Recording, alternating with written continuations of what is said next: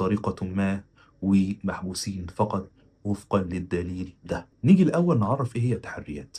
التحريات هي مجموعة المعلومات التي يجمعها ضابط المباحث عن واقعة معينة أو عن ظروف الجريمة أو عن شهود الواقعة أو ملابسات الضبط. طيب نيجي بقى المعتاد بتاعنا نفهم ونفك الطلاسم دي ونعرف يعني ايه الكلام ده علشان نبسط المواضيع زي ما احنا متعودين. ببساطة وبالبلدي كده، ان ضابط المباحث بناء على جريمة بتحصل بينزل يعمل التحريات بتاعته، بيسأل الناس، بيسأل مصادره السرية كما يكتب في المحاضر، وبيجمع مجموعة من المعلومات عن الواقعة، وبناء عليه بيتم تقديمه إلى النيابة العامة لاتخاذ شؤونها. طب إيه هي قيمة التحريات دي في القانون؟ محكمة النقض بتقول لنا إن التحريات هي مجرد رأي لمجريها. طبعا المبدأ ده مهم جدا، والمبدأ ده اللي بناء عليه هنوضح قيمة التحريات في الدعاوى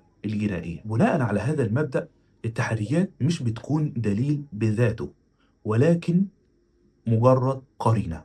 فلوكيل النيابة إنه يصدر إذن التفتيش بناء على هذه التحريات، وللقاضي إن ياخده كاستدلال للواقعة.